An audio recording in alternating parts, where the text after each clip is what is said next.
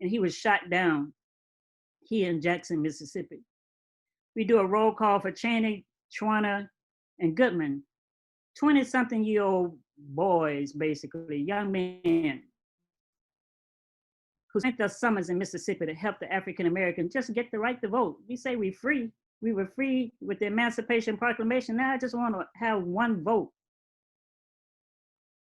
All three of them were on a mission to help people vote up near Philadelphia, Mississippi. And on their way home, they were stopped by the officers and they were taken to jail. And then when nightfall came, they were released. But they were released so the KKK, the Ku Klux Klan, could pick them up. Let me correct that. They were the Christian Knights of the Ku Klux Klan. That's their full name. Picked Chaney, Goodman, and Schwerner up, one African American, one Jewish brother, one Caucasian, and brutally murdered them and buried them in the banks of one of the lakes that was being dug out near Philadelphia.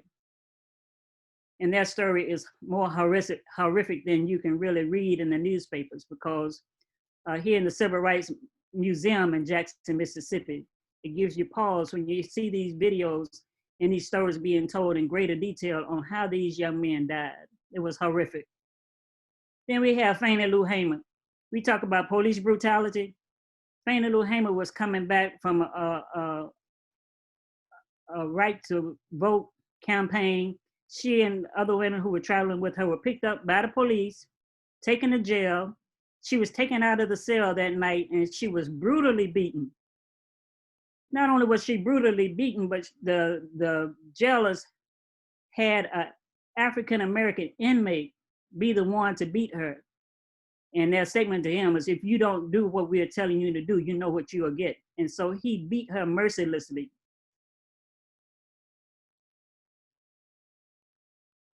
We had such beautiful people, though, who kept coming. They never stopped coming. They kept coming.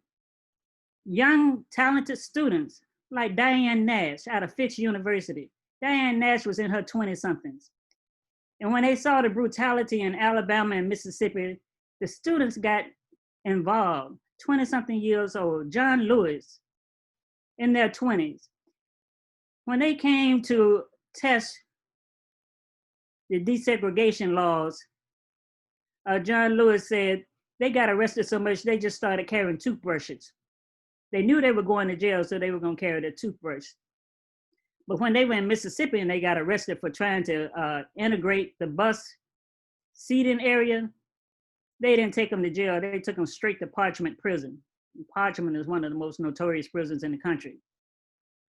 But Diane Nash is a 20-something-year-old coming out of Fisk University, HBCU, when the Kennedys were in office, and they got word that these buses of students are still going down south, and they became concerned because, concerned about them, yes, but the paramount concern was these pictures now, the media is on the scene, and they are broadcasting these pictures worldwide. Do you know how bad this makes us look?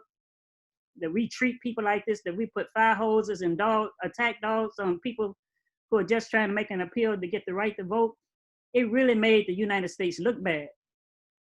And so when Diane Nash came down on a bus with students coming into Alabama and Jackson, Mississippi, some of Kennedy's men were already here investigating because they were being embarrassed. And when he found out Diane Nash was coming, he got a hold of her on the phone and told her, young lady, do not bring that bus of students down here. Don't you know they're gonna get killed? Diane Nash in her 20-something-year-old voice said, sir, every student on this bus gave me their last will and testament when they got on the bus.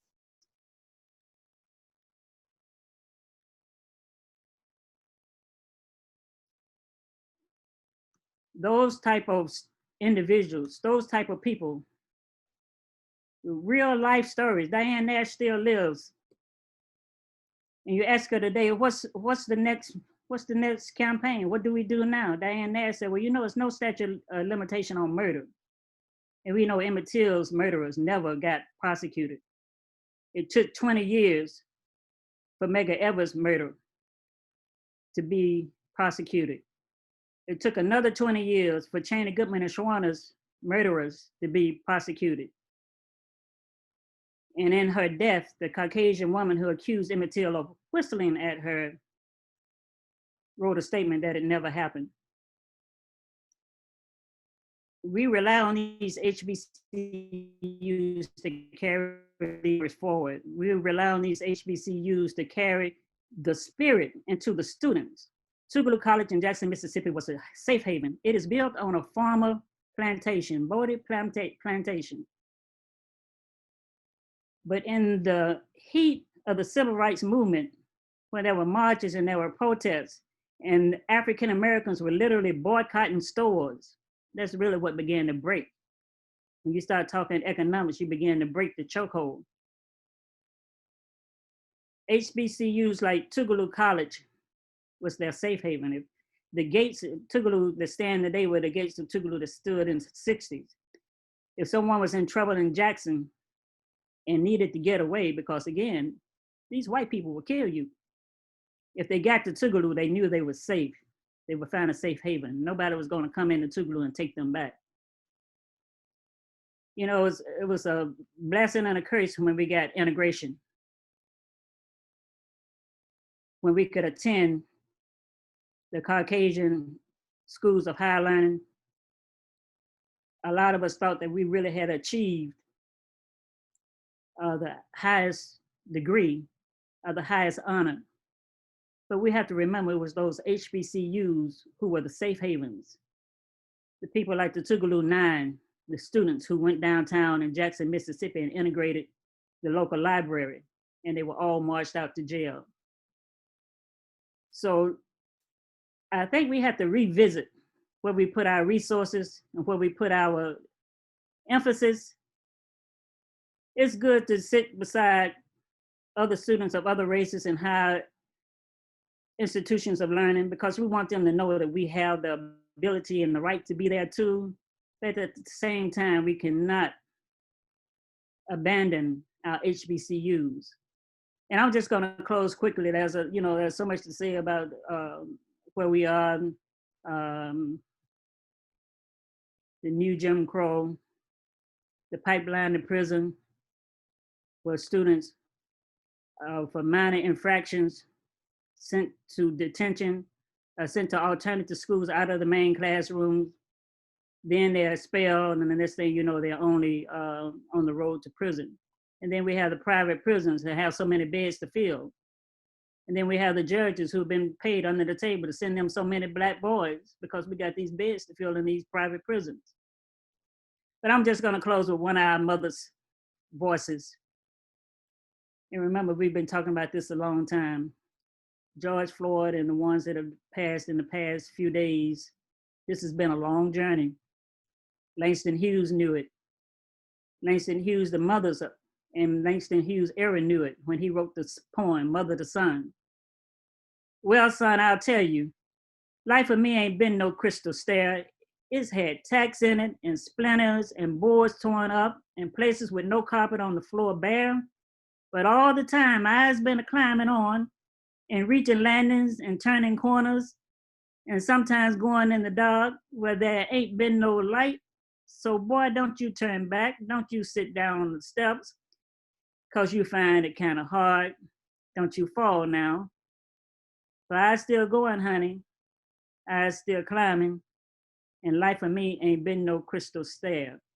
And sometimes we equate the broken English with ignorance, but we don't quite see the intelligence of the human being that's speaking it and the brilliance of them to survive, literally to survive. Many people left the South, like my uncle, in the darkness, like the people in the Tulsa riots who had to hide out in the woods and then find their way to a train to get out of harm's way before they were murdered. But there are a group that stayed behind. It was not out of ignorance. It was not out of their inability to have a quote unquote backbone. It was not out of fear even. Many things kept them behind. Sometimes it was an elderly parent. And if everyone left and fled to the north, then who's going to take care of those elderly parents? Some did have some resources. They did have land. and they were not going to forsake the ownership that they did have. And now today we see in many cases, the reverse migration, but we see families who had properties in the South, they're returning now to take up those properties in their retirement. So I pray one day y'all can make a sojourn to your roots in the South. And if you can come to Mississippi, Jackson, Mississippi, we welcome you. And make sure you make time to go through the Civil Rights Museum in Jackson, Mississippi. When the doors opened, the first person in the door was a reporter from New York Times. And when he wrote his article, the first line he wrote was, "They didn't sugarcoat anything." There are panels in the Civil Rights Museum of people who were lynched with their surnames. I took my grandson and he found his surname, his father's surname on the panel. And he couldn't go any further, he was through. So I welcome you to Mississippi, ground zero. I'll tell you how bad it was, and I'll just close with this. You know, when you were traveling from the north to the south, we always did it on the Greyhound buses. You know, people might remember the Greyhound bus. And on the side of the Greyhound bus, they had two Greyhounds, you know, the running dogs. Greyhounds were great runners, right? They had two Greyhound dogs on the side of the bus. And the bus driver would say, he would announce each location that he was going into. Coming out of Memphis, coming south, he got near the border of Mississippi, and he announced, "Entering Mississippi." And the story goes, the two Greyhound dogs jumped off and ran back. So don't be afraid now. You're welcome. We just got the flag changed, so who knows what'll happen tomorrow. We're seeing history unfold every day. And thank you, Katrina, for this opportunity.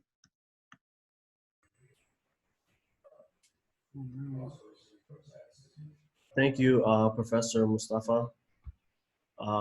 My name is Mohamed Abdi.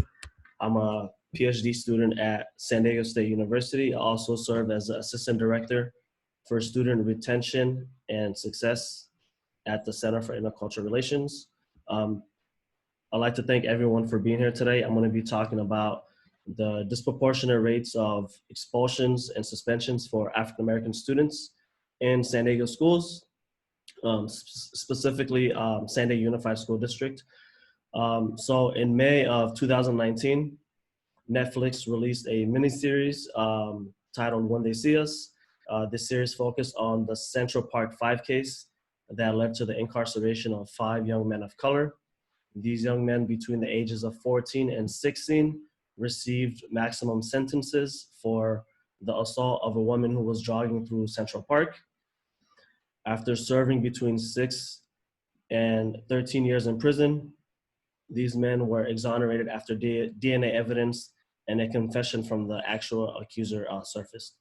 The series depicted the numerous injustices that led to their wrongful convictions, harsh mistreatment and punishment, and difficult re-entry back into society.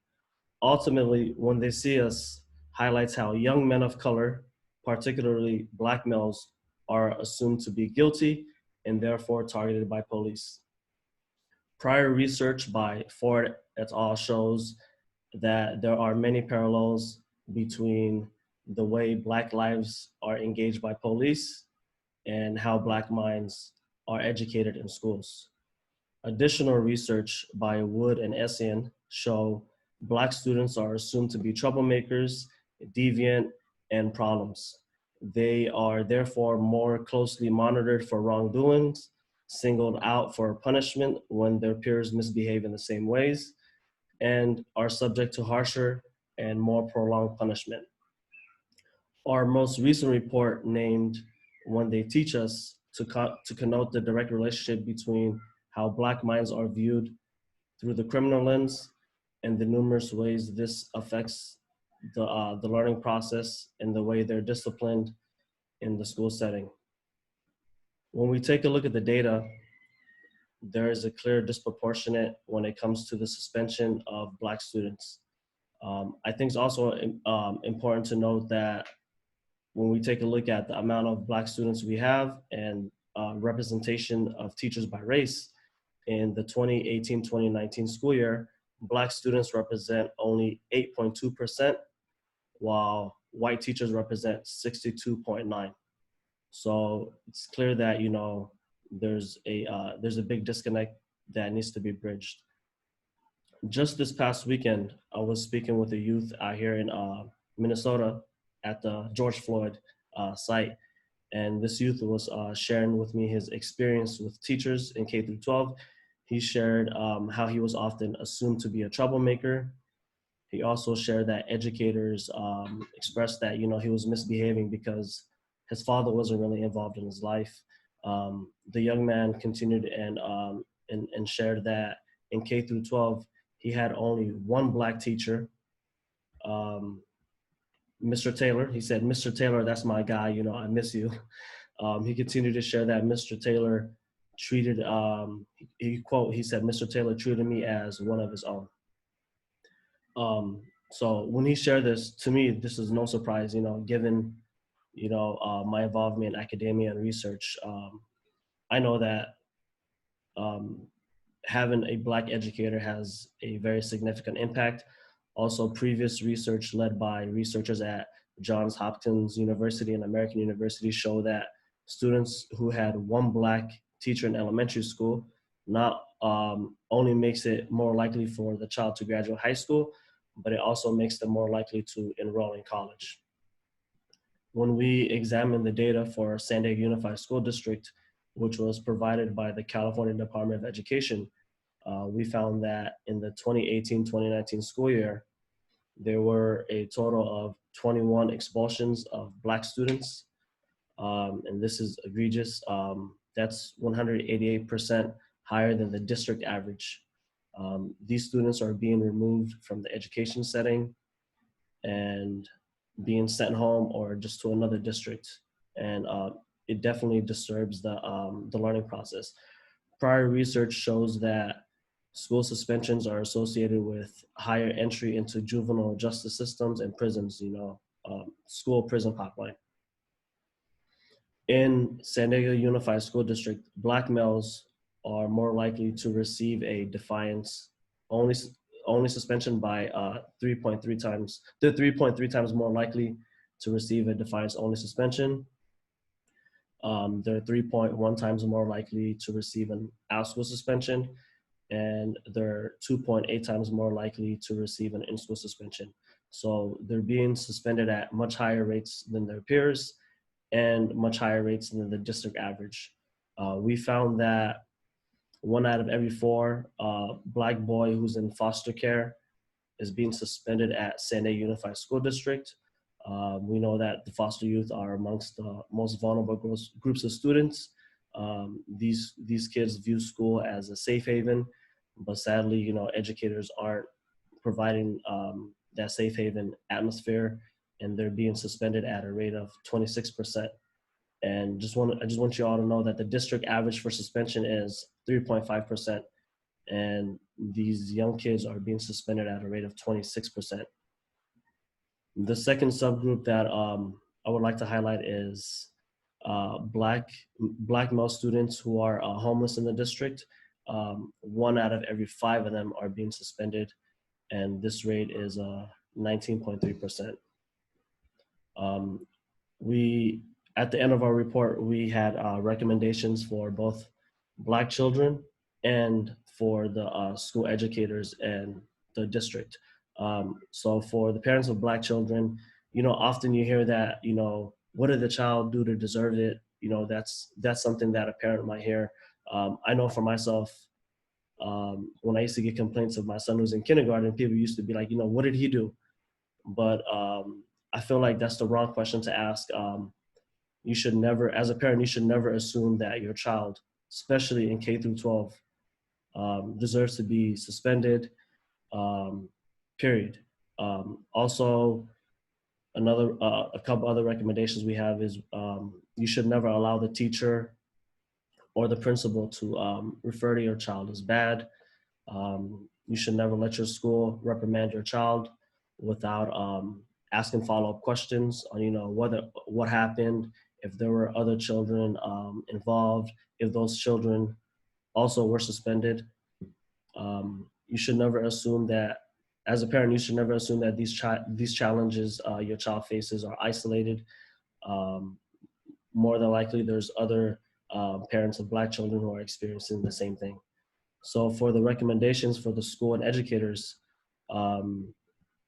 we recommend that the district implements intensive, ongoing professional development for all educators on unconscious bias, racial microaggression, and just better overall teaching practices for Black children. The district should also create avenues for students to report educators who they feel are targeting them.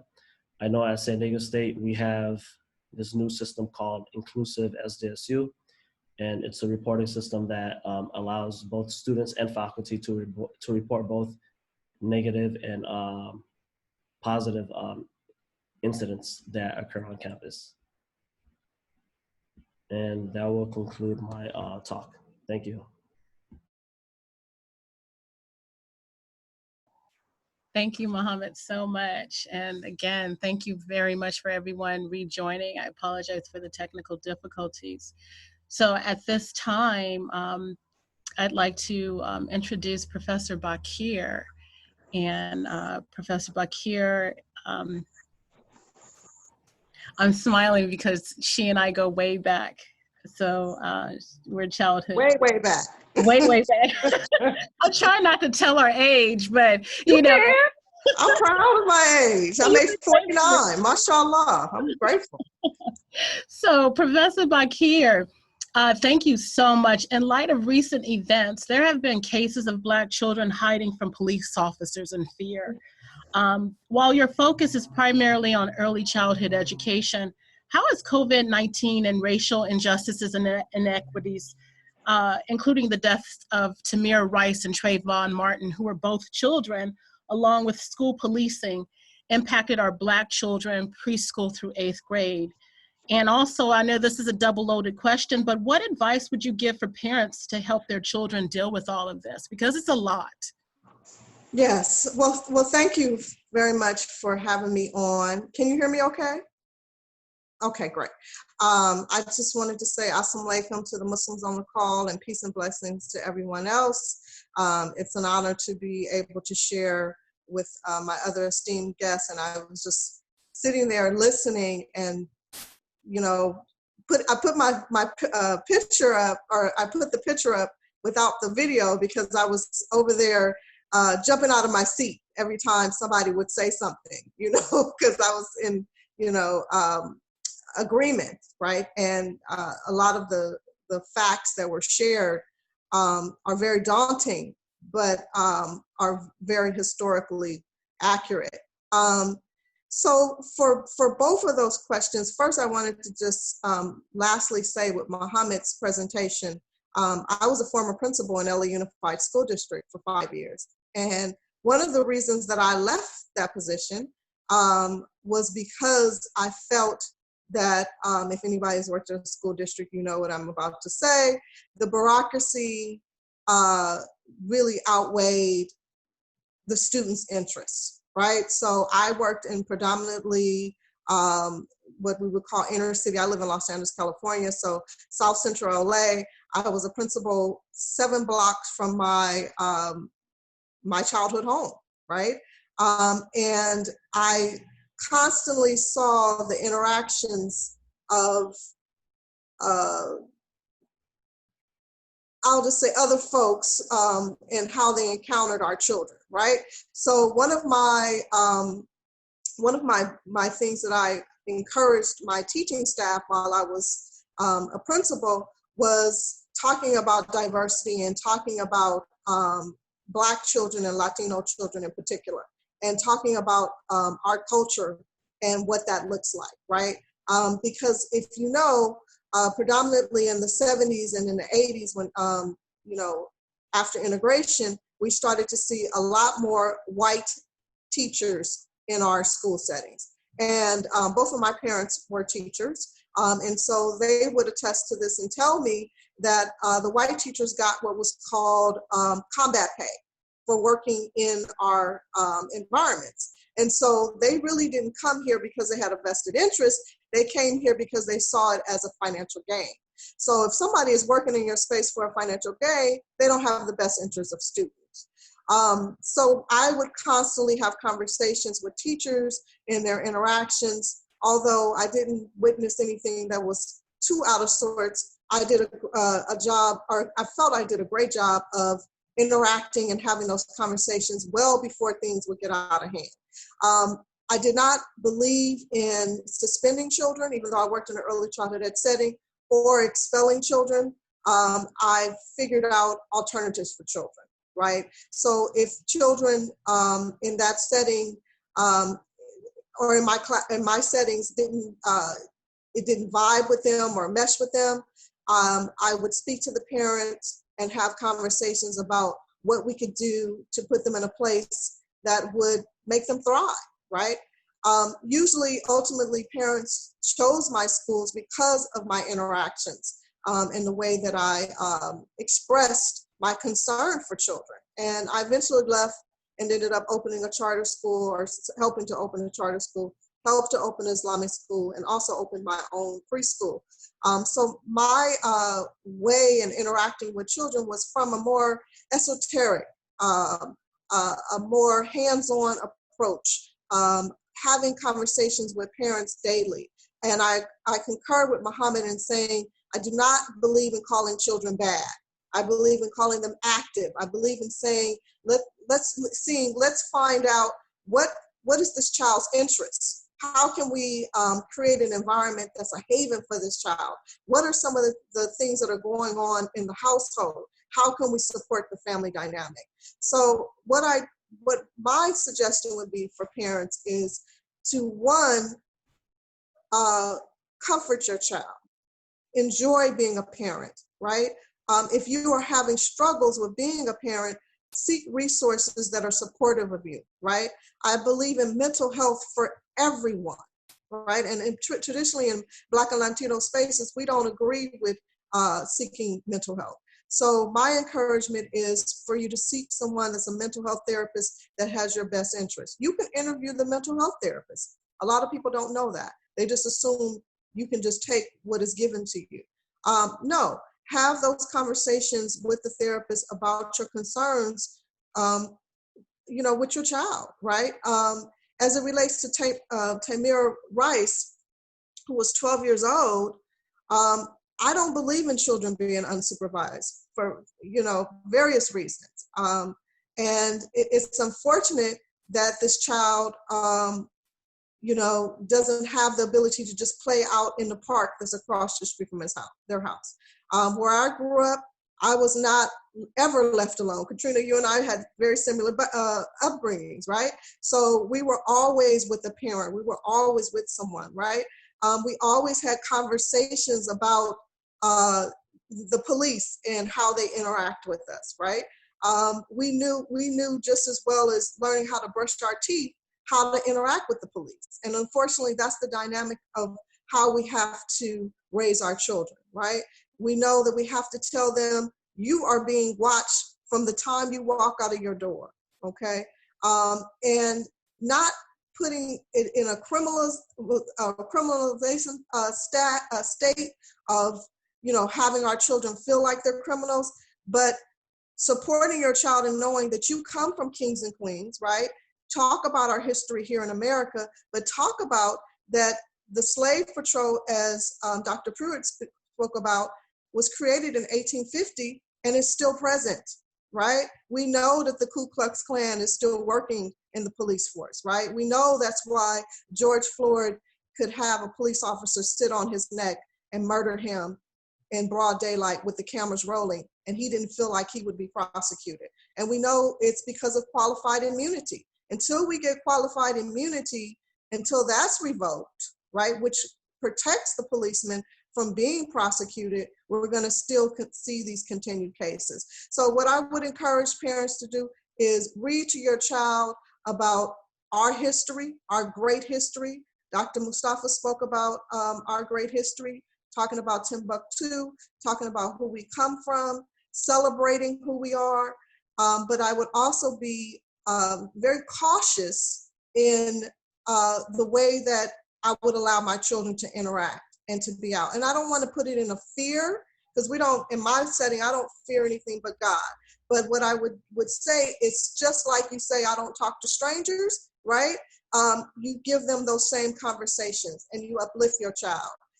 Your children can't walk around with fake guns, unfortunately, right? So if they want to do a water gun fight, then they're going to need to do it from another kind of setting, maybe water balloons. Unfortunately, that's the time that we live in.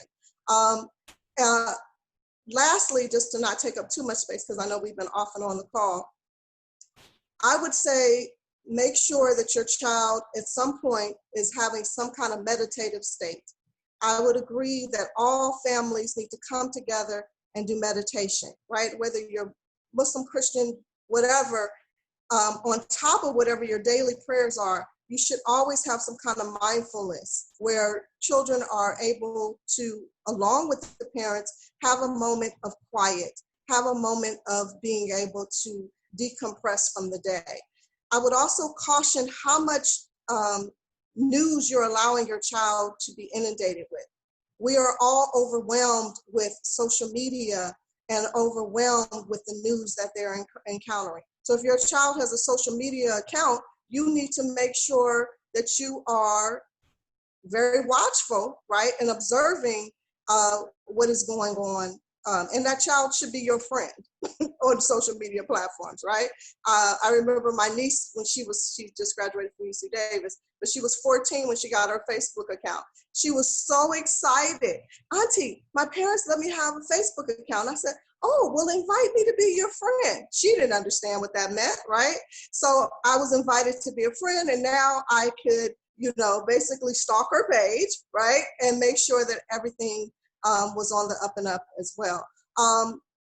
Also, with social media being so prevalent, you want to make sure that you have certain privacy settings on your child's social media, because people can come on and be trolls and do different things on your child's page as well. So I would say watch the social media. Also Muslim ARC, Muslim Anti-Racism Collaborative, who I work for as a senior trainer, as well as I'm a board member.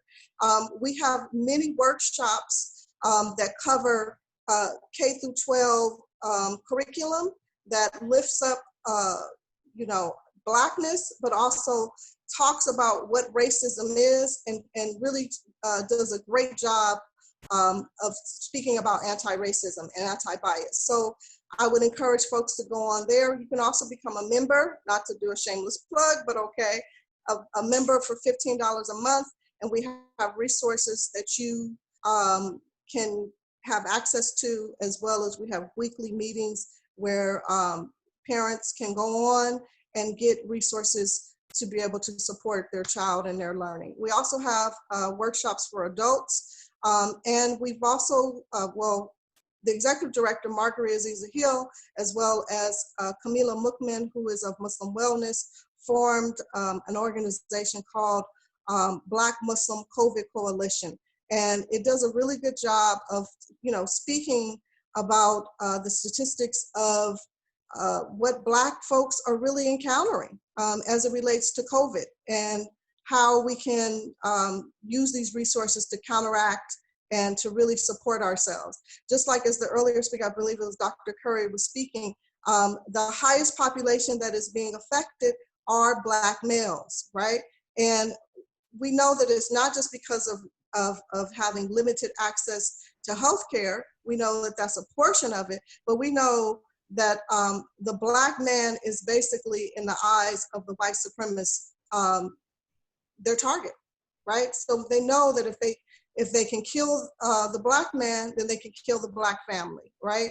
And we know that that's why we have modern day as the new Jim Crow, as Michelle Alexander does a beautiful job of speaking about the prison pipeline. We're only 12.5% of the population, and we have 1 million Black people in jail out of 2.3 million people in the United States. That's an atrocity, right? So I would say ultimately knowing all of these facts, being cognizant of all of these facts, but also I would say celebrate us. Continue to celebrate Blackness. Continue to celebrate who we are. I would say take a trip when you can down to the museum that Dr. Mustafaa talked about. I would say if you live in Los Angeles, go to the California African American Museum. I would say find any resource that you can to uplift your child and uplift Blackness as a whole. So thank you. Thank you. Thank you so much, Professor Bakir. Really appreciate you. On that note, I want to introduce Attorney Stevens. Attorney Stevens. Thank you, Attorney Stevens. I'm sorry. Your work revolves around advocating for children primarily in foster care. Please explain how COVID-19, in particular with school and campus closures, along with the recent back-to-back murders of Ahmaud Arbery, Breonna Taylor, the list can go on and on, George Floyd, Rayshard Brooks, there's so many others. How have these deaths impacted the students that you work with on a daily basis, especially since you're in Sacramento and there were two not so recent high profile cases, especially Stephon Clark in 2018 and then Mikhail McIntyre in 2017. Hi, thank you so much for inviting me. I feel very honored to be on a panel with so many professors and doctors, and a little bit out of my league, but that's okay. So yes, I'm an attorney. I've been representing children in the foster care system for over 8 years here in Sacramento. The school closures in particular have been very difficult for a lot of our youth. As Mr. Abdi mentioned, a lot of times school is a place of regularity and normalcy for our youth, especially our youth who have been removed from their family. This is one place where they get to go on a regular basis and see familiar faces, friends, sometimes siblings if they're not placed with their siblings. So having schools being closed removes from our youth their social group. And if they are young and they don't have access necessarily to internet or a phone, that can be really, really difficult for youth who already struggle to maintain connections with their community and their family. And in particularly in terms of access to education, a lot of our youth tend to be youth that utilize special education services and behavioral health services through the school system. And that is extremely difficult, if not even accessible, when kids are at home learning in the home. And so a lot of times special education services consist of specialized teachers, specialized classified employees who really sit down and provide that one-on-one help to the youth in the classroom. And so you can only imagine a youth who already struggles to take in information when they're in the classroom, trying to sit them in front of the laptop and have them learn via Google Hangouts is just not something that's conducive to learning for them. And so we're finding that it is really difficult for those students to focus and to really access education. And they start struggling with additional behavioral issues that probably would not exist if they were in a regular school setting. And so really pushing back on our youth being further labeled with additional behavioral challenges that they may not have if these were during normal times, and really trying to get the school system to recognize that this is a stressful time for everyone, and in particular for youth who are already struggling with separation, trauma, the things that come along with youth who end up in the foster care system. And one of the things kind of tangentially that youth are struggling with is having access to their family. if you're not living with your family, then you hopefully were having regular visits. You're supposed to be having regular visits with your family, just kind of depending on where you are in the system. And that has, that really shut down for most kids for 2 months plus, right? We're going on 2 months where youth, especially youth that are in congregate care facilities, so group homes, residential homes, they were particularly afraid of the virus coming in and infecting the students or the residents. And so a lot of residential facilities were completely going to virtual visits, and youth were not being able to have regular face-to-face contact with their family, and that proved to be extremely difficult for our kids. And that also obviously affects the rest of their life and what they're able to focus on and to maintain stability within their placement. So those are some of the, I think, the major things that our youth were struggling with, mostly here in Sacramento, and I would imagine down there in San Diego. The schools were eventually able to get most youth laptops and access to internet, and there were some agencies like iFoster that were also helping youth get access to laptops and phones so that they can have regular contact with their friends and family. And so, you know, those were the things that COVID, especially for youth that are in the system, those were the major focus and the major concerns that we were having for youth. In Sacramento, and generally in terms of police brutality and what we've experienced here in Sacramento, for a number of years prior to Stephon Clark being murdered by Sacramento police, there were a number of activists who were really pushing for accountability here in Sacramento. There were a number of other unfortunate murders of Black men in Sacramento leading up to Stephon Clark. And the activists were really pushing for the ability to have a greater community accountability over officers here in Sacramento who were committing these offenses. And the city council was very resistant to that. And then once Stephon Clark happened, I think, you know, living in California, I think a lot of times folks think those things can't really happen here or happen to us. And Stephon Clark was just much more high profile than the other murders.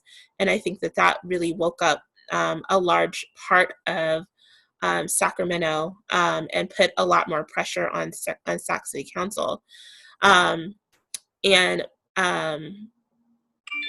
prior to Stephon Clark also, there had been a Blue Ribbon Commission that was started here in Sacramento that studied African-American child deaths, and they determined that African-American children were dying at a disproportionate rate as compared to other youth in Sacramento County. And so they started what we now call the Black Child Legacy Campaign, which is what where they established what they're called incubators throughout 7 neighborhoods here in Sacramento where there's a predominantly African-American population, with a goal of lowering African-American child deaths in specific areas, including deaths due to child neglect, deaths due to co-sleeping, third-party murders, and I'm forgetting the other ones at this moment. But and so that's been going on for, I think, maybe 4 or 5 years now, and we have seen some success with having this hyper focus on African-American families and youth. I think last year we didn't have any youth deaths or deaths of youth under the age of 18 in Sacramento County. That's not going to be the case this year because we are experiencing some gang wars going on in some of our communities. But part of the pressure that was put on the city council after Stefan's murder was people wanted to see our city invest in neighborhoods that were being neglected by our county, by our city and our county. And they, so the city has taken some small steps towards engaging our youth, but you're really seeing a lot of activism now by local activists to push the city to not use over half of our city budget or half of our, $50 million plus a year on our police department, but to repurpose that money. We had a really big, we had a tax increase. There was a tax on the ballot last year that the city council campaigned for, or the mayor campaigned for, and they made promises to invest that money in our economically distressed communities. And this year, not only are they using half of that money for the police department, but they're allocating another, I think, $5 to $10 million. And so right now, activists in Sacramento, particularly Black activists in Sacramento, are demanding that the city council not do that, that they invest that money where they promised they were going to invest that money when we voted for that measure. And so I think with Stephon Clark, you're seeing a lot more urgency, a lot less patience with establishment, and a lot more demand that we don't see any more Black deaths, especially due to the hands of police. And so that's kind of what we're seeing here in Sacramento County. Thank you very much, Jetaun. Attorney Stephen. I am now going to, we're a little over time. We need to get to Dr. Johnson, and also we definitely need to get to Dr. Smith. So if you can bear with us, please. And again, apologies for the technical difficulties. Dr. Johnson, what would it take for Black people to be healed? We've talked a lot. We've talked a lot about our fatigue today and our historical trauma and what's currently happening in education and just life in general. So what would it take for us to be healed, and how can that healing be tied to some form of reparations here in the United States? Okay, well, can you hear me okay? Yes, sir, we can. Thank you. Okay, well, I wanted to first thank you for inviting me, Katrina. Appreciate it. I'm going to be as brief as I can because we're having power outages over here. So I'll try and get through. But as far as that, I just want to say when you talk about healing, especially in regard to racial battle fatigue, I do first need to tip my hat to Dr. Smith, because at the end of the day, I mean, goodness, when I first heard the concept, I was just like, whew. I exhaled, that somebody else had written it. I was like, good, now it's out there. So I still, every time I run across it, I have to kind of tip my hat to them because it's definitely much needed. But I think the two, major areas I point to in regard to healing in the Black community from racial battle fatigue, first and foremost, I point out the need for us to approach the kind of ideologies we do towards success or solutions. We need to point to solutions that actually bring the community together and really challenge the kind of ideologies many of us have internalized that set and pit various aspects of the community against one another. I think that's one of the first points as an intra-communal response to healing. But obviously, the biggest component of dealing with healing from any kind of racial battle fatigue is going to be to quell the environmental issues that produce it. Environmental issues that produce the conditions that we grapple with. And as my work focuses mainly on anti-Black misandry, so I deal with the lives of Black males, many of the points I bring up will impact the Black community as a whole, but primarily, kind of situate Black males because that's my research.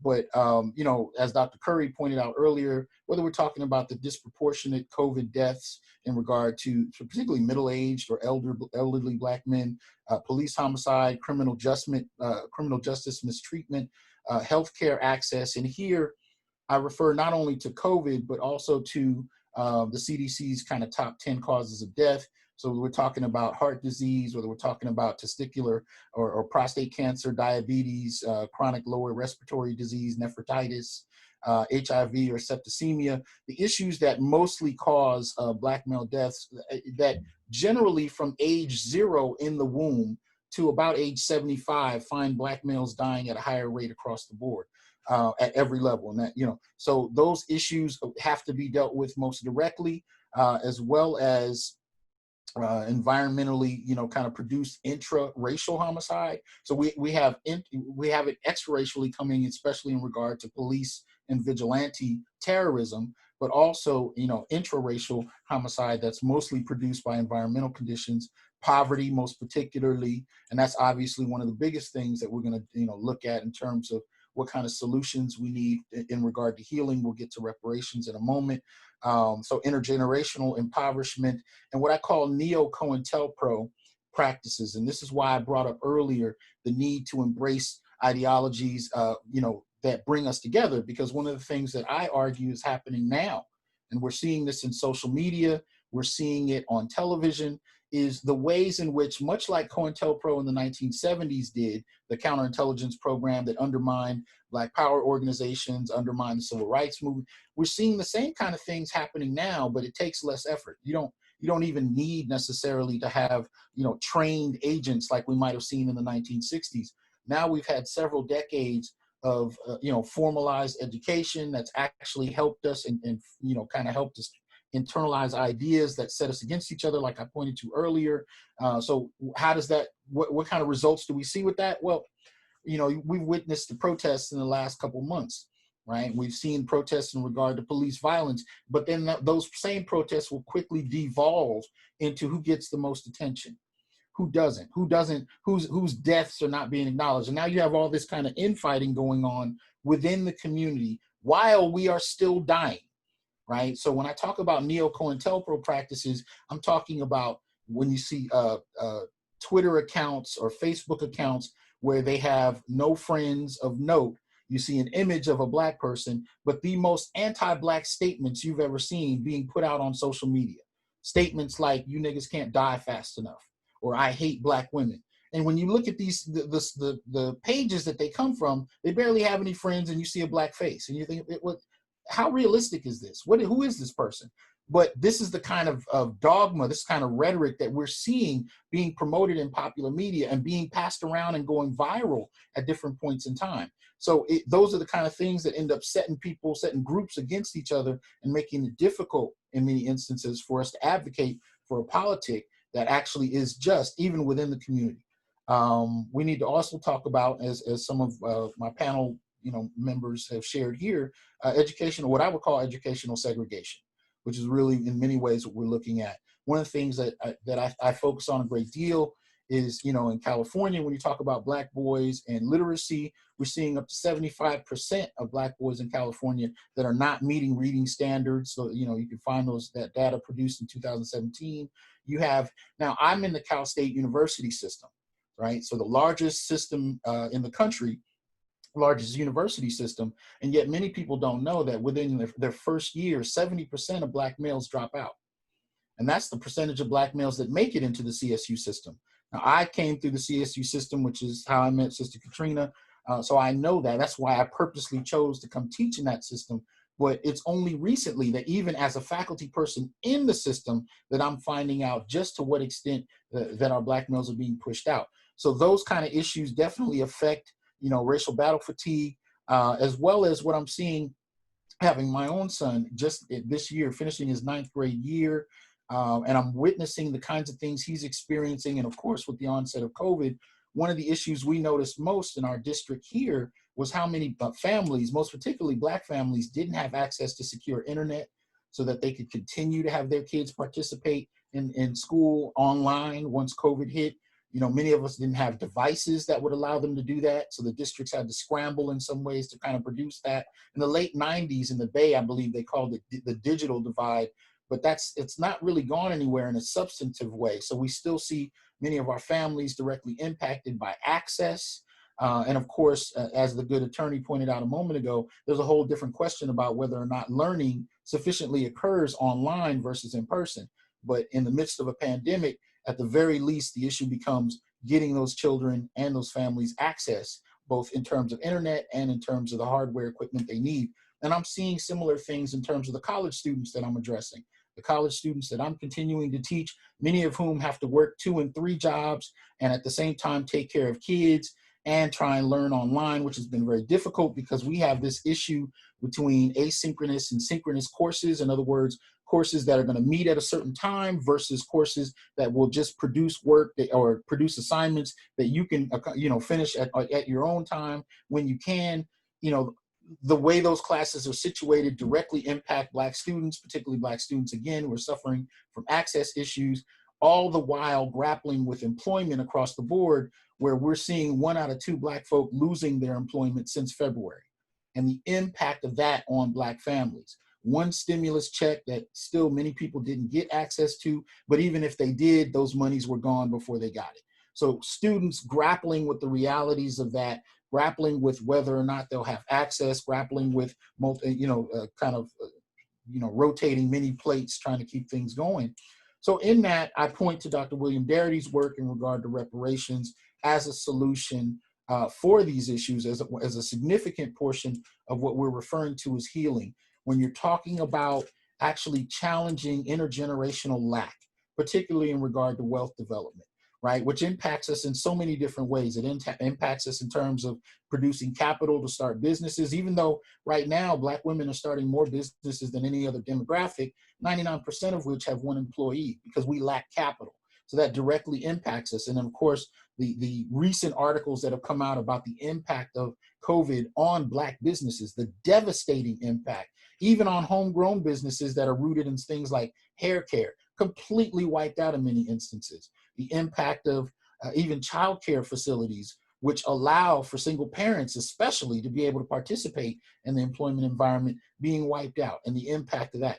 So, in that regard, reparations becomes a very useful tool to provide us the means whereby we can actually sustain in times like this. But our feet are so close to the ground, economically speaking, that we're directly impacted before others. I mean, before the actual quarantine hit, I remember watching middle-class folk heading to the grocery stores to stock up on, I don't know what the fascination with toilet tissue was, but anyway, I watched them raid Costco and buy all of that. But again, for many poor Black and brown folk, most particularly Black people, descendants of slaves, we didn't have access to that. Many of us hadn't gotten our checks. So I'm watching the stores be raided. And by the time many Black folk that I was witness to were able to go to the store to go shopping, a lot of the things they needed were already gone. So the kinds of impacts that has on the family in particular and the community as a whole could actually be rescued by a substantive reparations plan. And again, I point to Darity's work. We need to help secure investments in familial wealth and real estate, which is something, again, reparations could help with, so that in times like this, you actually have wealth that doesn't, because wealth isn't tied to income. Many of us, we have to separate income from wealth. Many of us lost our income, but many of us didn't have wealth in the first place. So at least with wealth in place, we're able to sustain during times like this with investments that the family can tap into when needed. Many of us don't have access to that. Of course, being able to secure and create independent learning spaces, quality educational spaces that are supported by Black dollars, but not Black dollars, rooted in lack, where we have to choose between groceries and supporting the local independent Black school, but having the reparations in place to actually be able to provide for that without having to compete with such base needs as having to eat or having heat in the home, things of that nature. And being able to establish anything from like a K through med school or K through law school pipeline for Black children, so that we can actually have a greater stake, a greater presence in the judicial system, in the medical institutional system, where we can actually have people on the ground to respond to issues like COVID, but be able to do so specifically addressing how African Americans experience these issues.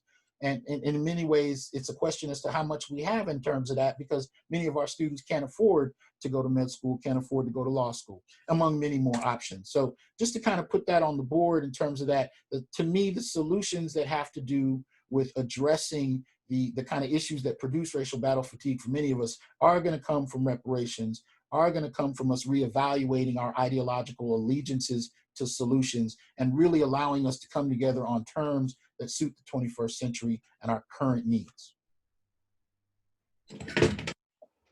Wow, thank you so much, Dr. Hasan. I would be remiss to say that, we truly appreciate everyone that's on this Zoom session. And this is like almost like a week-long conference, and we've impacted it and, packed it into such a short amount of time. And Dr. Curry and Dr. Hasan are both professors of Africana Studies. And as W.E.B. Du Bois says, that the root of education, the problem of education is the fact that we don't have knowledge about who we are, not only in the United States, but prior to, so even in our African history, and that's been talked about throughout this talk. And, we are beyond overdue on reparations. So Dr. Hasan, thank you so very much. Really appreciate it. I want to just go right into Dr. Smith, and I'll tie in why all of us are just so, just grateful for Dr. Smith being on this call and grateful for his work. Dr. Smith is going to give us an in-depth perspective about how all of this ties into racial battle fatigue. So without further ado, Dr. Smith. Thank you. Assalamu alaikum to my Muslim brothers and sisters on the call. Greetings and peace to everyone else. I believe there's a PowerPoint, or I can share my screen, right? Yes, sir. You can share your screen. Okay. And if you can't, then I'll go ahead and share it for you. Okay. Before I try to share it, let me just say, I want to say thank you to Katrina. This has probably been one of the most impactful and impressive panels that I've ever witnessed. Each of the people who spoke could have spoken for a whole hour just themselves, and I would have been fulfilled. So you really don't need to hear from me. I think starting with Dr. Curry all the way to Dr. Hasan Johnson, everything has been said. But what I'll try to do is I've already thrown away my talking points. So I'm going to show you the presentation that I had and just talk off my heart. So I'm just going to really come from my heart and try to wrap it up in such a way that we can get to the Q&As, because I know that was a part of this as well. And I know we're running along. So let me see if I can share my screen.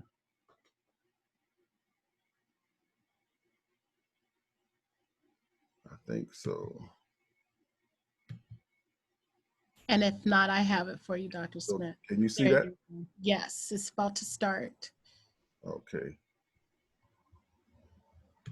So if you can see that, I think we're good. Starting, wait a minute, it's black. Is it there? There it is. Excellent, thank you. Okay, so hopefully this will work. I'm still getting used to this.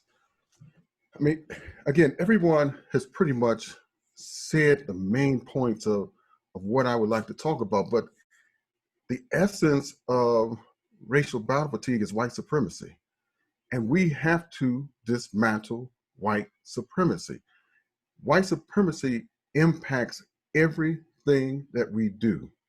All our thoughts, all our behaviors, all of the way we try to strategize our day-to-day walks. As some of the people have already shared, just playing with a water gun or a toy gun across the street from your house at a park, playing cops and robbers, is not a simple child game for a Black kid. And so people will see that Black child as a threat and will try to take that Black child's life. That's the condition in which we live in. And that's the condition that fosters racial battle fatigue, produces the symptoms that are consistent with racial battle fatigue. So we must dismantle it. Now, our sister who talked about the history, Professor Pruitt, did an exceptional job of breaking this down. But what I don't believe we really give credit to is our history. we don't really understand what Black people have been through. And because we don't understand what Black people have been through, we don't appreciate fully the resilience that we have as a people. And it's in that resilience and that adaptive coping that I'll talk about in a few minutes that is what does not allow us to break down fully. Because what kind of people could endure what we have endured and not fallen totally apart?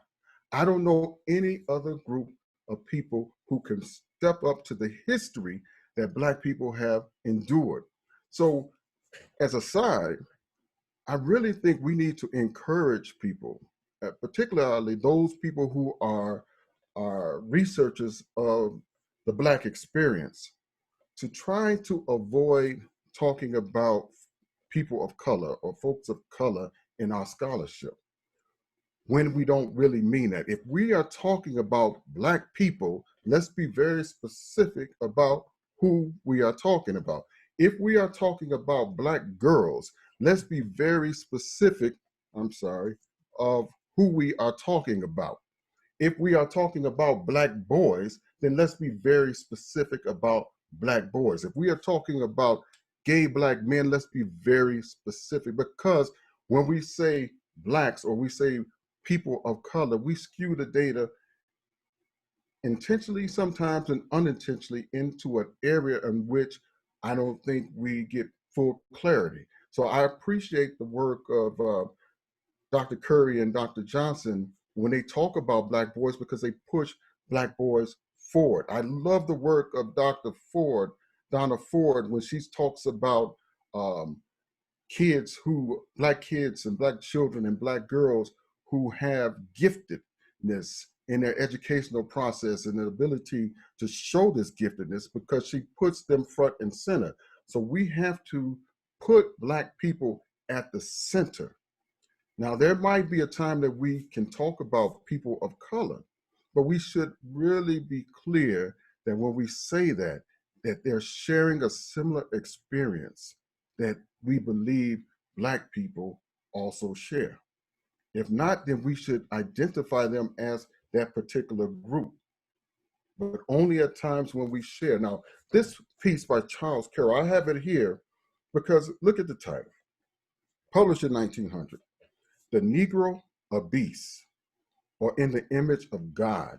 This is a type of scholarship that was waiting for the emancipation of Black people out of enslavement. And this isn't the only one. There was a laundry list of people, Ernest Haeckel, Johann Friedrich Blumenbach, Alexander Winchell, and a library of others who had psychopathic racist scholarship that talked about the position of where Black people are. And in chapter 2 of his book, it says, biblical and scientific facts about the Negro being the offspring of the Adamic people or the family. And so that in this chapter is making an argument that Black people aren't from the family of Adam, right? That we are not really human. We're at the level of a beast. That's why the title of the book, The Negro, a Beast, in the image of God. And that's really a question, and a question that he answers in the book. And so I appreciate Professor Mustafaa breaking down a lot of what we've been through in Ground Zero in Mississippi, where part of my family comes out of, right?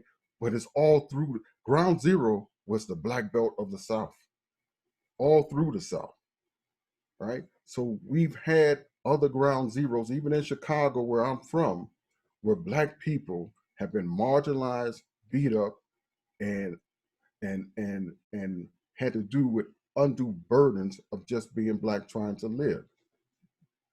Now, when I say that we haven't really clearly appreciated our history, we should realize that, let's just use 1619. Now we know as far as enslavement, that Black people have been here as enslaved people longer than that, but that's pretty much an agreed upon year, at least in the United States, about 100 years earlier in Mexico. But from 1619 to 1865, that's 61% of Black people's history of racial oppression in the United States. And then there was this period of the Black Codes, 1865 to 1877 approximately. That's 3% of the Black person's history in the United States. Then we have the Jim Crow laws from 1877 to 1969, 23%. And as Michelle Alexander argues and maintains, we are under a new Jim Crow. And I like Professor Johnson's categorization of the neo-COINTELPRO is also a part of this new Jim Crow. And that's a 13% part of our history. So Black people have been dealing with racial oppression for 100% of the history of our time in this country. That is the ingredients that makes up for racial battle fatigue. And that's something that we don't really appreciate in our struggle. And how have we been able to persist, be resilient, and not lose our mind? That is one of the major questions that we need to address. That is the answer to for our children on how they can continue to succeed until we abolish white supremacy. So understanding racial battle fatigue. Racial battle fatigue is this result of this psychological, emotional, physiological stress overload.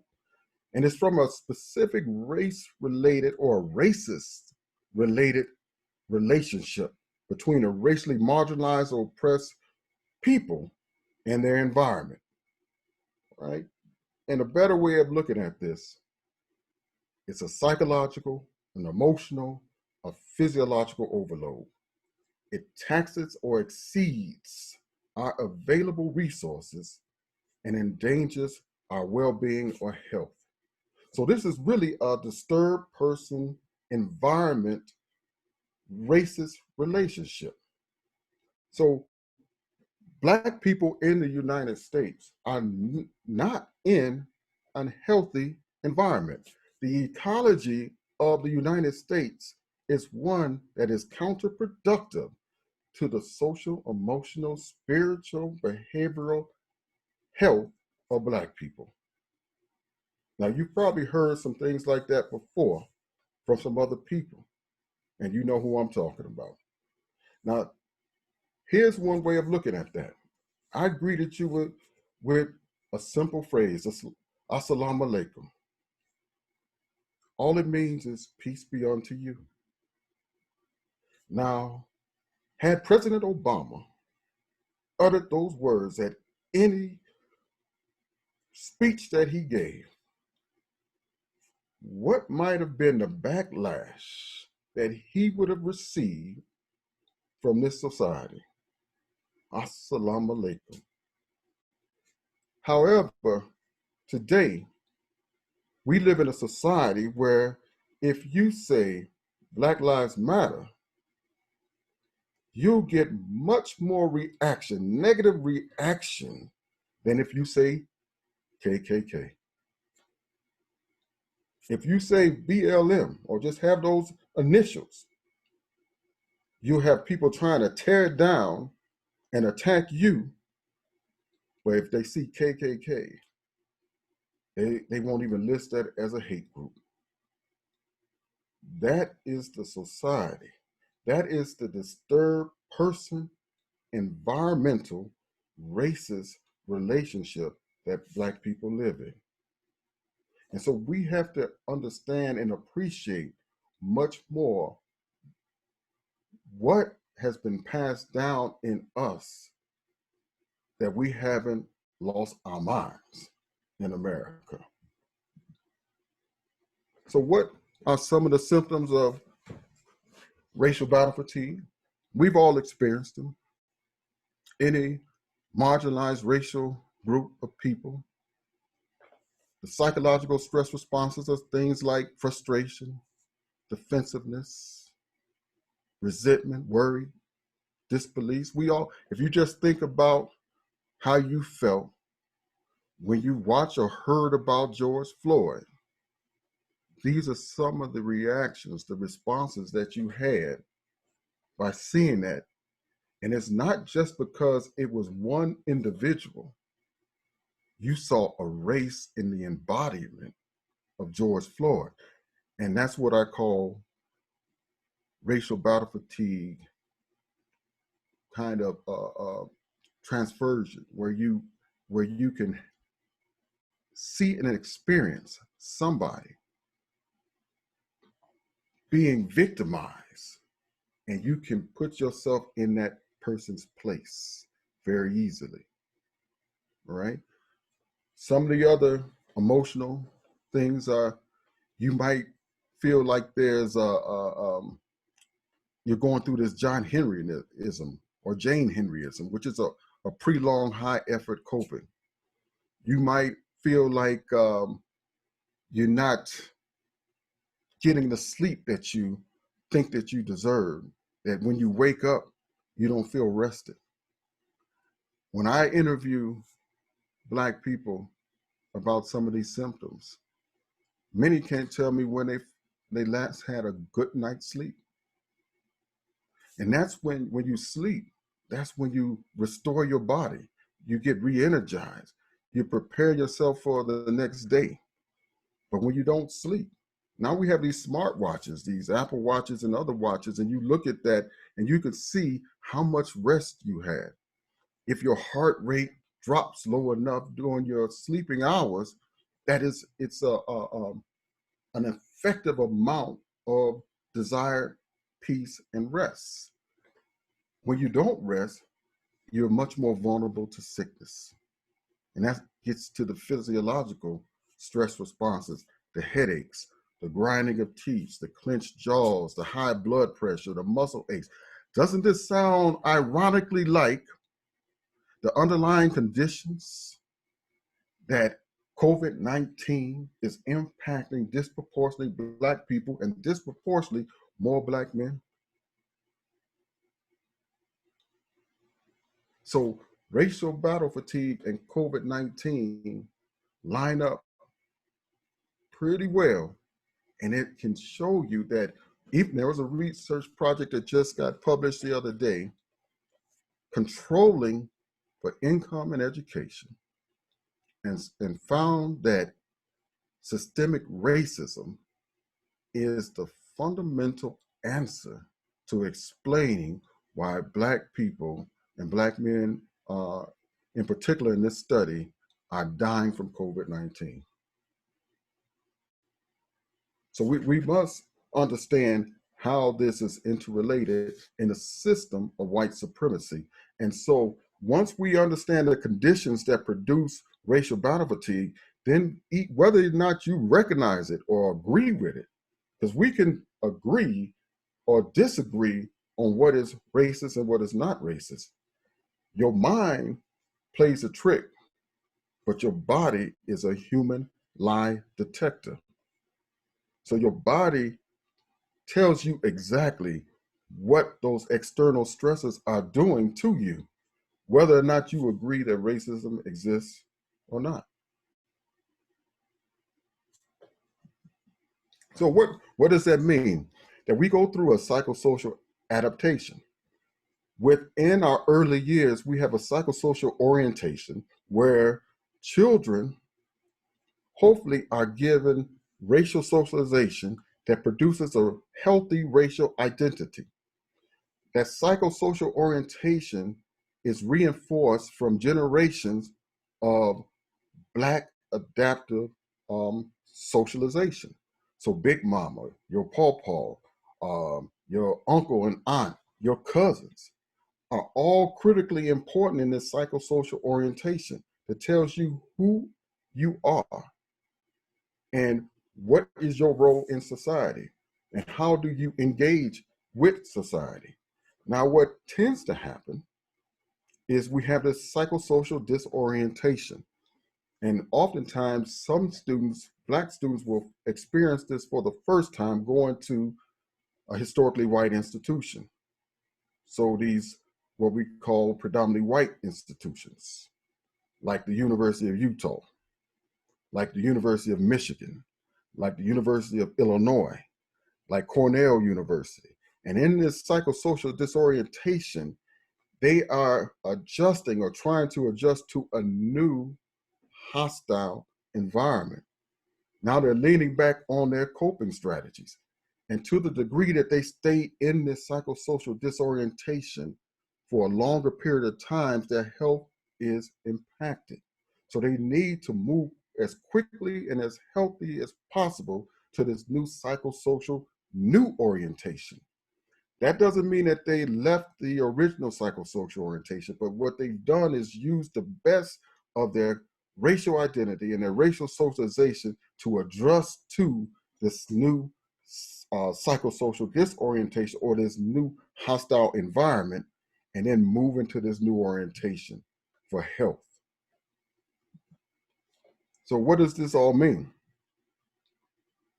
This means that we have to do a much better job with our children in particular of helping them to realize race-related trauma.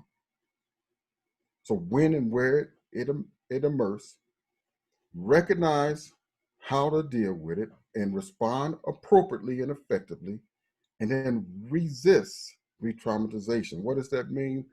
We have to look at how racial battle fatigue in our community, in our society, produces micro insults, micro invalidations, and then have these micro level aggressions, and how those micro level aggressions are also part of a micro level assault on the body. And micro level assaults then can be micro abuses. Does that make sense? I hope that makes sense. So I'm reclassifying what Darrell Sue talked about. And we're calling it micro level because some people seem to get confused with micro and think it means many or insignificant. But when Chester Pierce first talked about microaggressions, he was talking about a micro level aggression, like microeconomics, microsociology. Nobody seems to get confused with those terms, but when it gets to microaggression, they tend to say, well, are you meaning it's like insignificant? No. So they're micro insults and micro invalidations. That's what we deal with all the time. And you've heard the other panelists talk about this. Then we have these micro level aggressions, micro level assaults, and micro abuses. Here's a slide that just talks about the what I already mentioned. I want to show you something real quick. We have still whites who believe that there's not a lot of racism, and we're in a post-racial society. But then Black men will say, no, I experience it on a day-to-day basis. Matter of fact, 93% of all Black people in the US say that they experience racism. So when we see it in this conversation about police violence, we see that the Black men bear the burden of police violence. And so if you were to ask a white woman about police violence, looking at this table, she might say it does not exist. But her reality is not a Black man's reality. So you can see how it's overlaid that Black men are confronted by the police in major numbers. And you can see here, especially between the ages of 15 to roughly 30, it's a deliberate attack on Black people. Now, the fact that Black women are not experiencing police stops like Black men and are frisked and things like that does not mean it doesn't impact them, because our sisters are connected to us. And as a people, we should be one. And this is a fight that we all bear the burden of. But more importantly, it's something that we need to do as far as our racial socialization again and our racial identity. We have to do a much better job of racially socializing our children so that they can be healthy and have a healthy racial identity.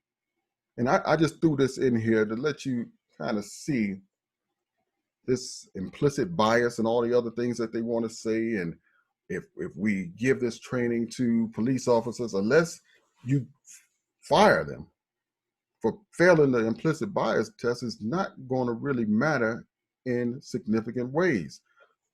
Here's some data from a 2018 study. At 5'4", police stopped 4.5 Black men for every white man. At 5'10", police stopped 5.3 Black men for every white man. I'm 6'3", but at 6'4", police stopped 6.2 Black men for every white man. So what does that mean if you're a Black man driving in almost any city in the United States? What does that mean for Tamir Rice, who's just playing, and they adultify him to make him look bigger and more brutish than what he is?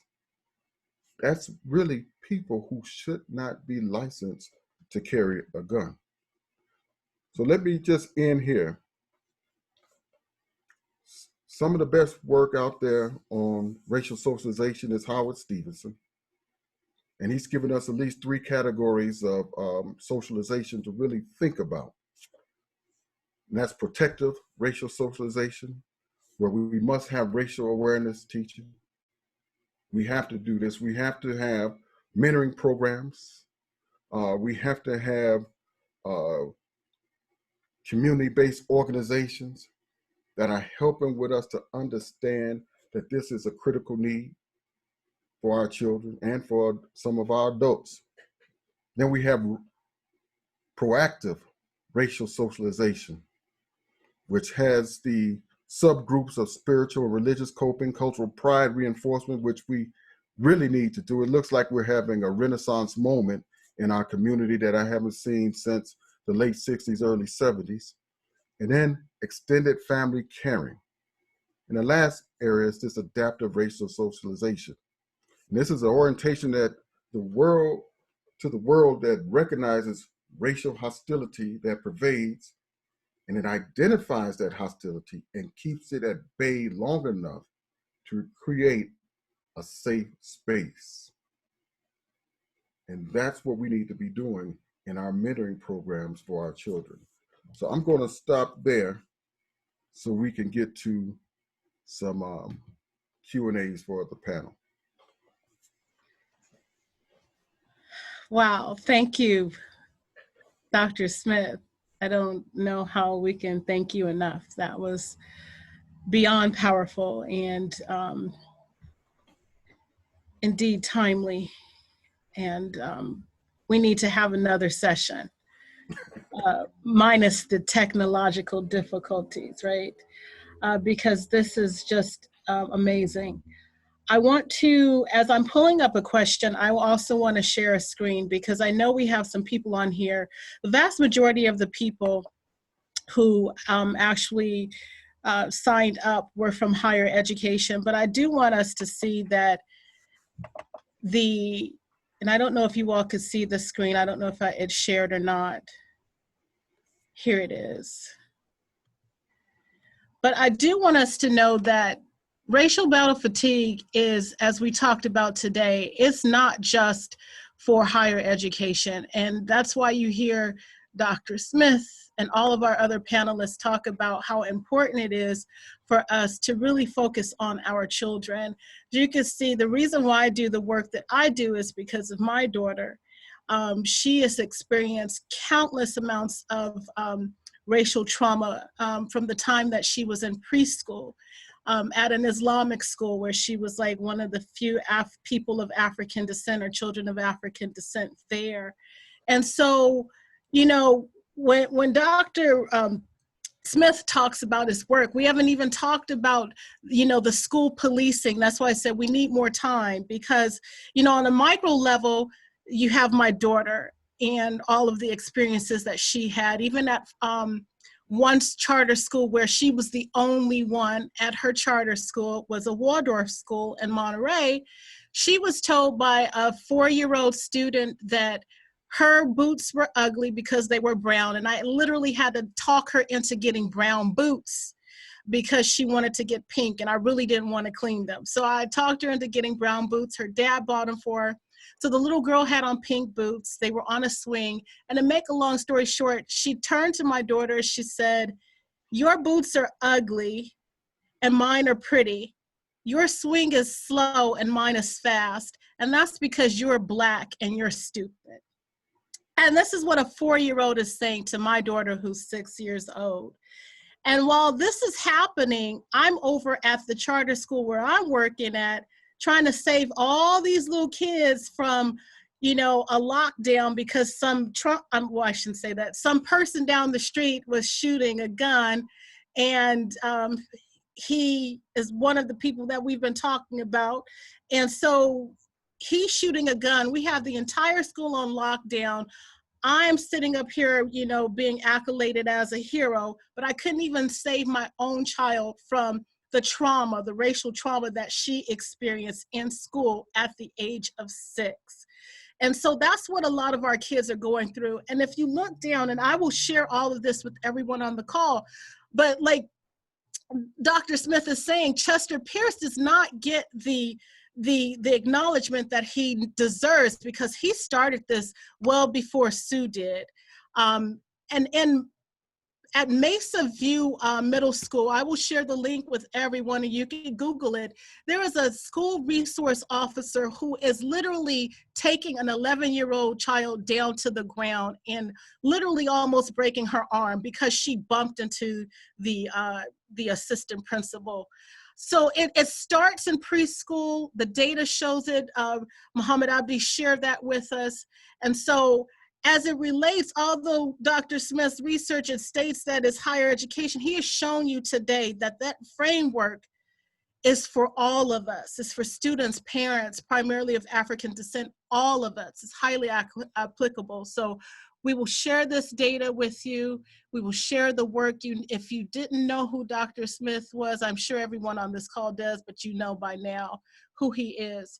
And so on that note, the first question that I'm going to ask, speaking of sleep deprivation, I want to ask if it's okay, Dr. Smith, I want to jump to Dr. Curry real quick because I know he's been on here for a while and it's probably past 11. Dr. Curry, yes. Thank you so much for everything.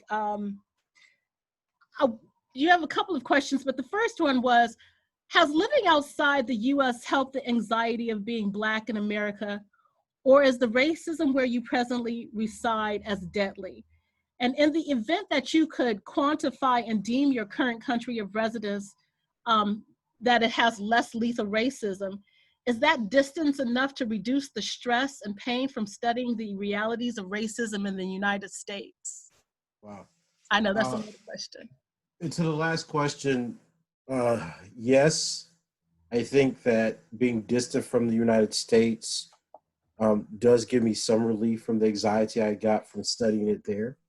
But me studying it in the United States was very much rooted in people trying to kill me and my family, and constantly being under attack from Black feminists who thought that the dominant framework of Black men challenging them should be unemployed or they were disposable as trash. In Europe, there's racism, but it's institutional. It very much has a class basis. So my position here protects me a little bit from the working class aspect of it in a way that it would not in the United States. Do I think the country is more or less racist? I think the racism is the same but it's expressed differently. There's extremely low populations of Black people in the UK, so there's not a need for violence and armed police to manage those populations. But I have run across people who do believe that Blacks are inferior, less intelligent, etc. And I think the last question was about anxiety. Is that correct? Yes, sir. Yeah, I certainly feel less anxiety here. This is a much more positive environment, I think, for me and my family. I think in the United States, Black people and Black intellectuals have specialized making a profit off of Black men's suffering and death. And anyone who tries to challenge that with scientific fact becomes isolated. And I say that because, in all honesty, my attitude towards Black American academics has soured over the last year. I think that many of them, not all, many, are very much like flat earthers. They refuse scientific evidence, they refuse empiricism, and they very much reiterate a kind of scholarship that's reflected not only of white liberalism, but at large the Democratic National Platform. So it's a kind of class mobilization that allows certain classes of educated Black people to be looked favorably upon as public opinion makers and as potential shoe-ins for public intellectual celebrity careers. Very little of the work I think produced now is entertaining any of the things that we've discussed today, much less trying to get to the bottom of why racialized men and boys are being killed, taken out, removed from society, and how this actually has an effect on our women, family, and communities. There's much more of an emphasis of us fighting to make small numbers look like big numbers because we only care about one kind of violence. We're not looking at the wholesale health or thriving of the whole Black community.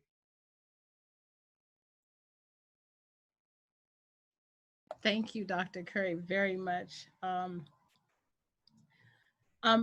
Would you like to answer one more? Well, actually, someone gave you a shout out. They said they wanted to say hello to Dr. Curry, whom I met a year ago when he came to our institution.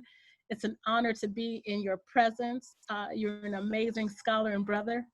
And they really wanted to give you that shout out. So I wanted to give you that.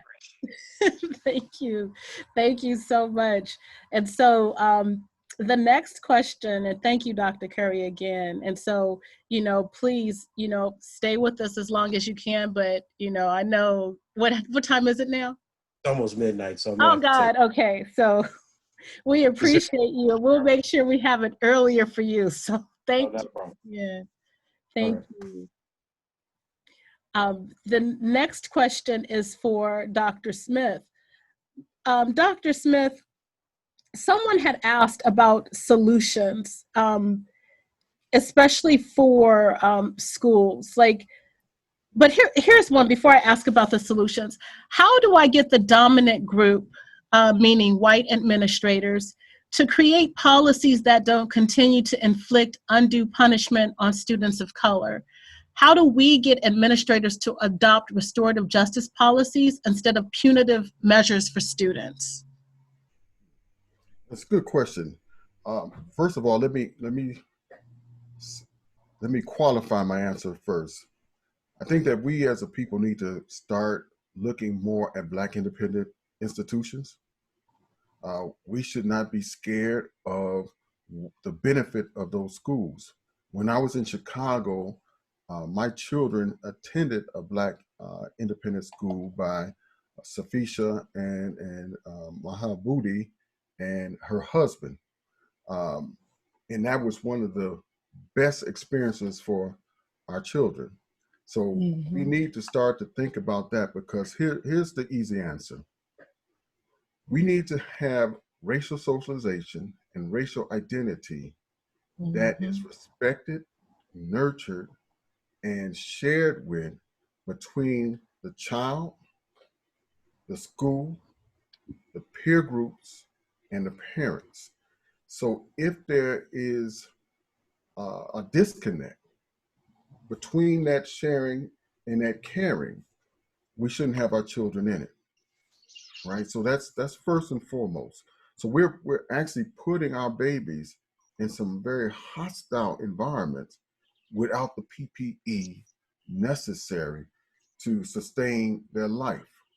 And so that PPE is going to be that cultural perspective, that racial socialization and racial identity. All right. Now to get to the answer, I just had to put that out there because oftentimes we want to change white people or change white institutions without looking at the resources that we have as a people. Now, in places like Salt Lake City where you don't have those opportunities or you don't have the resources or networks to start one, then what can you do? You need to develop what, and I'm not taking credit for this, Kwame Ture said this to me in a personal meeting. He said that we have always been prepared for marches and protests, but what we have not been prepared for is the day after. He said, what we lack sometimes, not all the times, but what we lack is organization. So we need to be organized. More than one person demonstrating to a school is going to be better for us. So if we can have similar interests with other Black people, and I'm talking about Black people carrying that burden right now. Now you can have some people who are so-called allies or whatever, and they can do it from a different angle. But as Black people, it's strength in numbers. And we need to be organized, we need to be clear, and we need to make demands. And if our demands aren't met, we need to shut that sucker down. That's excellent. And I'm going to go right into another question too, which is we have some students on the call who are like the only ones at college universities, you know, and they're overwhelmed and frustrated, you know, especially with the impact of COVID. You know, a lot of them have had to drop their classes and they don't know what to do. Can you give us some strategies or you know, solutions for that? And so I'm assuming how to navigate. Those are college students, I'm assuming. Yes, sir. Those are college students. These are college students who are at community colleges and universities and colleges throughout. So like, what do they do if they're, you know, at, let's say a district in Kern County or even in Utah, and they're just a handful and there's no Black resource center? Right. So there might not be a Black resource center, but there's typically, even in Utah, Black student unions. And so what we need to do is still, organization is key. So we need to be a part of either a Black student union or some community-based organization that is consistent with our ideals, our principles, and our socialization, and preferably Black. Now, for those lone Black people in certain majors, there are professional Black organizations that you can be a part of. So I was a member, well, I wasn't as an undergrad, I didn't even know about it, and it just got it started maybe a few years before I was an undergrad, and that was the Association of Black Psychologists and the Association of Black Sociologists. But now they're old organizations, they're highly involved and have excellent scholars there. But there's got to be some organization that's connected to your major of Black professionals. Become a student member so you can have mentoring, that you can have connections. You have to establish a community network of Black people that can mentor you. All right. So if you are a law student or if you are in economics, there are Black professional organizations for that. And you have to be a member because sometimes the nurturing and the mentoring that the white students get from those white professors, you'll never get. So you'll miss out on opportunities that you should have, but they don't allow Black students to know about that. So you have to dig twice as hard to find them, but it might not be as hard if you were connected to those Black organizations. Wow. Thank you so much, Dr. Smith. I have a few more questions, and this can go to anyone on the panel or yourself. It's kind of like, you know, again, it says that, you know, we rarely discuss the emotional and psychological effects of structural racism in higher education. And I think you touched on that today, and schooling in general and society. But the second part of that question, it says, nor do we discuss the ways in which racism affects how African descent Americans interact and connect with one another. Can any of you speak to this issue? Is Professor Pewitt still on the? I'd love to hear from her. I think she might have had to drop off. Okay. See, I don't see her. Maybe we'll table that question for our part 2. Okay, and then I think the last one I'll ask, is there a long-term approach you have found? And I think, forgive me if I read it, said, is there a long-term approach you have found is useful, regardless of education, income, age, gender, for people of color, especially for the Black community, to find relief when the disregard for these lives is evident? Is there a long-term what? Solution. So I'll read it again. Is there our approach? Is there a long-term approach that you have found is useful for people of color, especially for the Black community, to find relief when the disregard for these lives is evident? Yeah. Well, again, I have to get back to racial identity and racial socialization. Those come out in almost every study as one of the critical foundations for lowering racial battle fatigue, and not eliminating it, but just think about it, since this is a common vernacular now, it's your PPE. So let me give you the definition that I use for my research on coping. So for Black folks, I call it a Black autonomic adaptive coping. Black autonomic adaptive coping. Now that is it's resilient, intergenerational, intragenerational coping system that operates primarily unconsciously. And this system helps to govern responses to external anti-Black threats and attacks to any associated interlocking identities. So what does that mean? That means that we really, like I started off saying when I was speaking, don't appreciate our history and what we have done to overcome. So just think about your daily drive to work when the world was open. You can almost drive without thinking.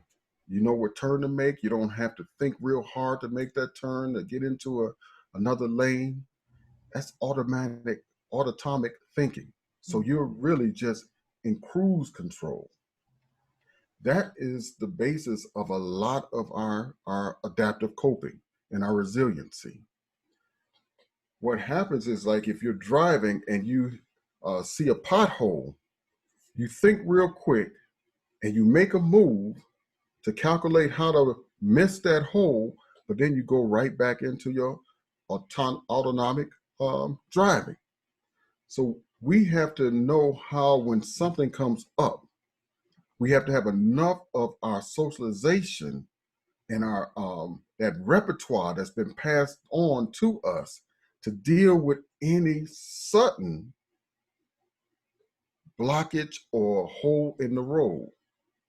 Now, the other thing is, when something new comes up, like you in a new neighborhood, Black folks, we turn down the volume on the stereo and we start paying a little closer attention on how we navigate the roads, where we need to drive, because we're unfamiliar with that territory until we get to that location.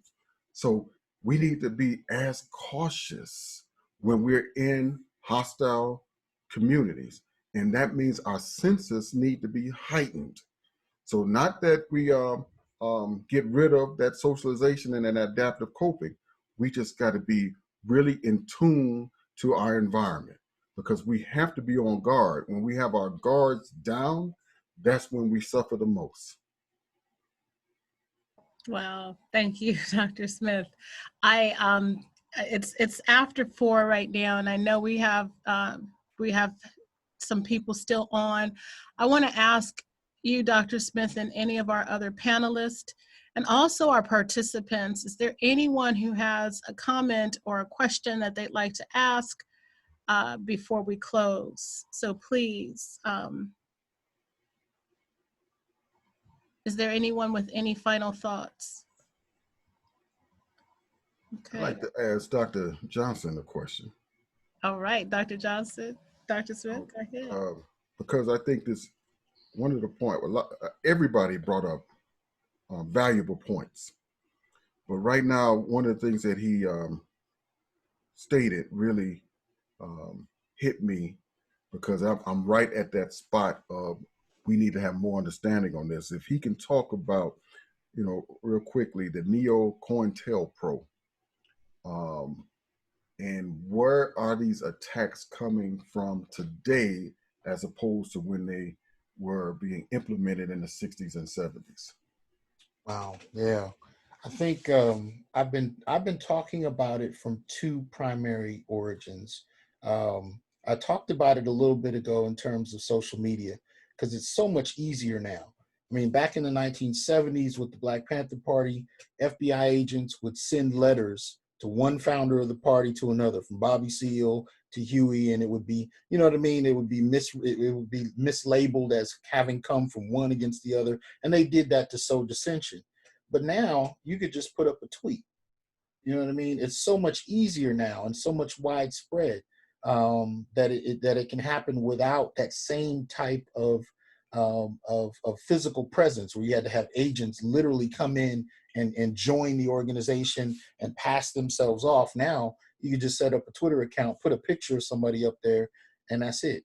So it's a lot easier now, I would say. But the other context that I see it coming from has to do with people in the community that in many instances actually believe they're doing good. This is where it's strange, because when we talk about the last few decades of what we've learned in the university setting, some of these ideas that we've internalized, because Dr. Curry was talking a moment ago about the problems he was having, engaging certain types of Black feminism. That's that kind of indoctrination that many of us have internalized, that has set us against other pockets of the community, is decades in the making. So now you have it to where it sets itself off without much direction, without much impetus now. If we look at the founding, or not really the founding, but the popularization of Black Lives Matter as an organization, one of the things that surprised many of us was the particular relationship that the formal organization had in many instances in relation to the grassroots people on the ground in different cities. But when we first really got wind of it, it was at the death of Michael Brown. And so these debates started to pop up about who's getting more attention about their deaths. And that came at the same time you started to hear about toxic masculinity. And that came at the same time you started hearing about Black male privilege. So the privilege came because Black men, their deaths gave them a privilege of being heard more. And so that set off a series of fights. And even in the last few weeks, we've seen that happen.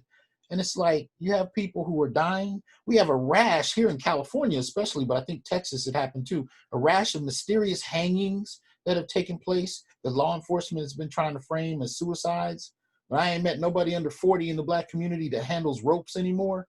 But, so all of these incidents that are happening, but instead of getting at those and actually being able to address it, there's so much infighting over who's dying more, what are the statistics, who's getting more attention on TV, who's getting more philanthropic dollars. These kinds of fights are what I'm saying are a product of what I'm calling Neo COINTELPRO. So some of them, I'm arguing, have been arranged and situated most likely by formal organizations or intelligence organizations, and others I think have been onset by merely engaging in privileging certain ideologies in university settings versus others, right? So when we talk about which fields of study are more readily available versus others, I'll give you a very quick example.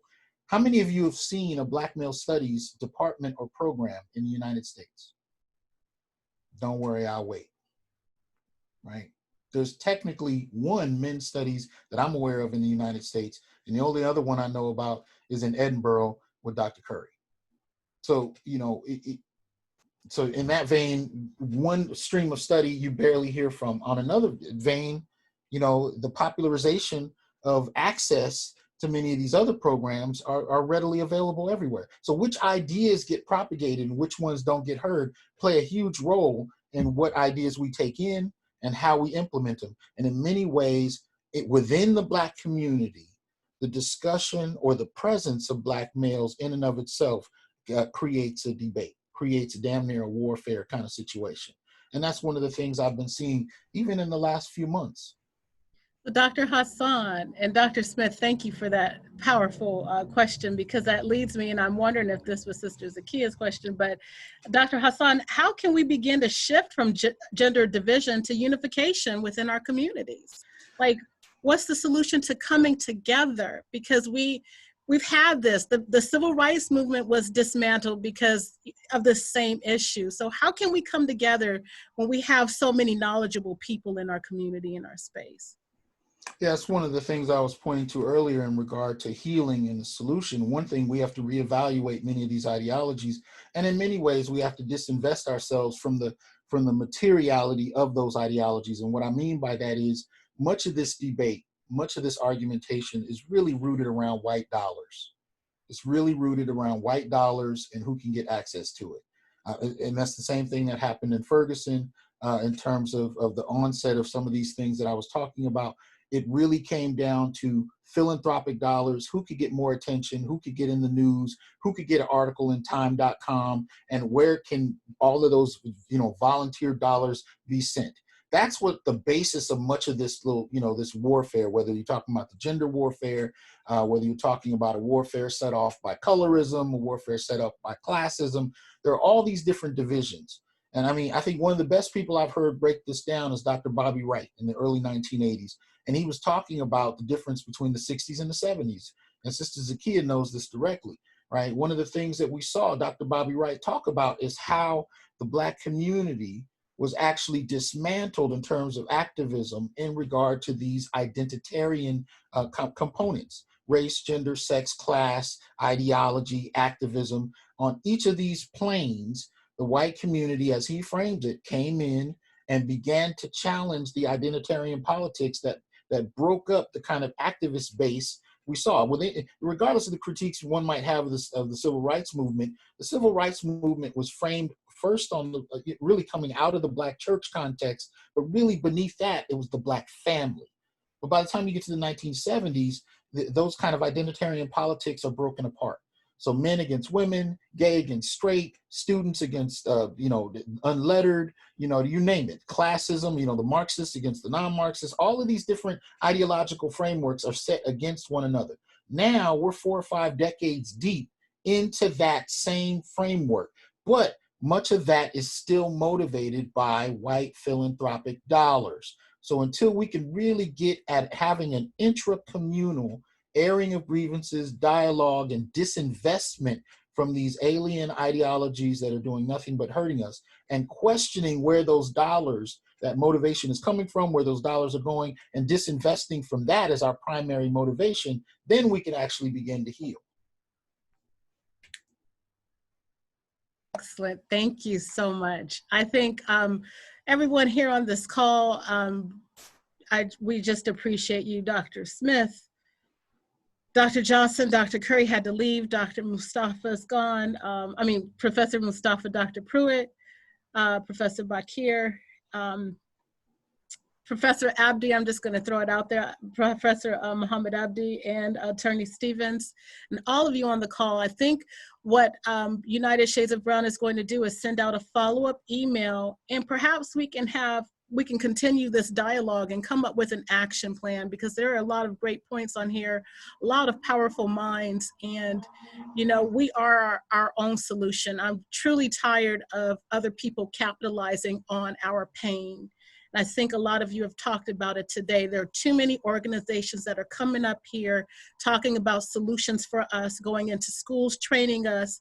And the bottom line is, how many more people are we going to get on board to teach in these universities, to teach in these schools, and to be administrators and leaders? That's the true change. And if we can't do it, we need to do it ourselves. So on that note, Dr. Smith, take us home, and thank you all so very much. Appreciate you. I want to say once again that I appreciate everything that you've done to set this up. We have some powerful people on. All the participants on this panel was excellent. I could just, again, have sat and listened for a whole hour. I learned, and I appreciate that. They make me stronger and better. And I think what we need to realize also is that we come from a powerful heritage.